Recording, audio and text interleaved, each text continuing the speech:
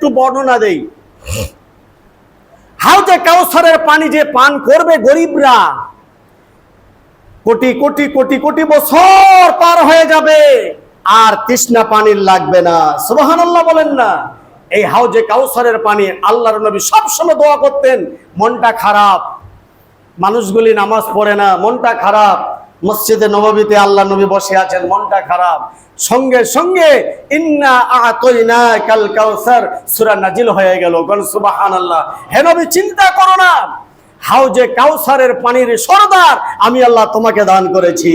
সুবহানাল্লাহ। হাউজে কাউসারের পানি তোমাকে দান করেছি সরদার, তুমি চিন্তা করো না।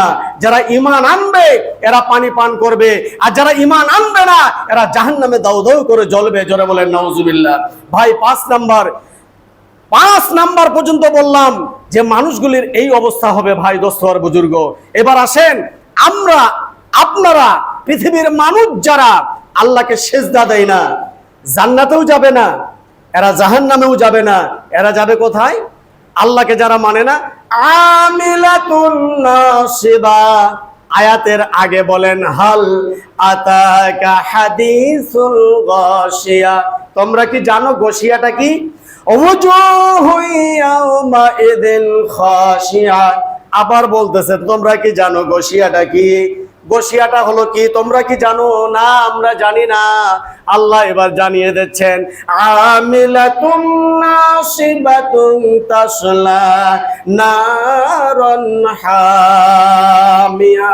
দুনিয়ার মানুষ তোমরা শুনে রাখো, গাশিয়াটা হলো এমন একটি চিপা জায়গা, এমন একটা দগ্ধ জায়গা, আগুনের জায়গা, এমন একটা জোড়ো সড়ো কষ্টের জায়গা, ক্লেশের জায়গা, এমন একটা পরিশ্রমের জায়গা, এমন একটা কান্নার জায়গা, আওয়াজের জায়গা, আগুনের জায়গা, সেটা হলো জাহান্নাম। তোমরা শুনে রাখো, আমিলাতুন নাসিবা তাসলা নারুন হামিয়া। আমার ধর্মের কিছু অংশ যারা মানবে আর কিছু অংশ মানবে না, যারা গাশিয়ার মধ্যে থাকবে তারা। গাশিয়া কি জিনিস আর একটু বুঝাই, না হলে ভালো লাগবে না, যেহেতু 5টা মিনিট সময় আছে। কুকুর যদি তার মাথাটা বোতনার ভিতরে ঢুকে যায়, কুকুর যেমন দিক দিশা পায় না, দুনিয়া খুঁজে পায় না, দুনিয়া অন্ধকারে দেখা যায়। আল্লাহর নবী বলেন ধর্মের কিছু অংশ যারা মানবে আর কিছু অংশ যারা মানবে না, তাসলা নারুন হামিয়া।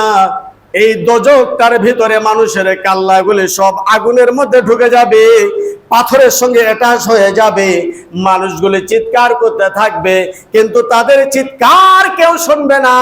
এবার জান্নাতবাসীরা তাদেরকে ডাক দিয়া বলবে, তোমাদের এই শাস্তি কেন হচ্ছে? এরা বলবে, আমরা নামাজি ছিলাম না। ক্বালু লাম নাকু মিনাল মুসাল্লিন। আমরা নামাজি ছিলাম না। হায় আফসোস, কপাল পোড়া জাতি, এরা নামাজি ছিল না। ভাই দোস্ত আর বুজুর্গ, এদের এই অবস্থা হবে। ধনীরা এরা দাঁড়িয়ে থাকবে 500 বছর পর্যন্ত। 500 বছর আগে গরিবরা আল্লাহর বেহেশতে যাবে। সুবহানাল্লাহ।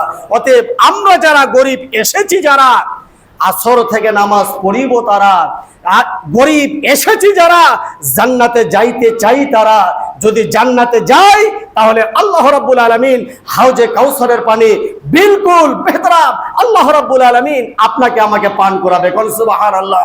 অতএব যদি আপনার বিবেক আত্মসমালোচনা করবেন, আপনার বিবেক যদি বলে, প্রিয় দেশবাসী, আমরা যারা যেখানে আছি, সারা পৃথিবীর মানুষ যারা নেটের মধ্যে শুনতেছি, আপনারা যারা যেখানে আছেন, আপনারা বিবেকে আত্মসমালোচনা করবেন।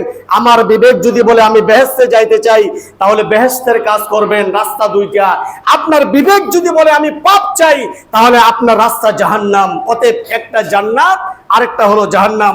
দুইটা রাস্তায় দিক নির্দেশনা আপনাদেরকে দিয়ে দিলাম। আল্লাহ সুবহানাহু ওয়া তাআলা আপনাকে আমাকে সারা দুনিয়ার মুসলিম জাতিকে মানার তৌফিক দান করুক। সকলে বলে আমিন। ওয়া আখিরু দাওয়াহুম আনিল হামদুলিল্লাহি রাব্বিল আলামিন।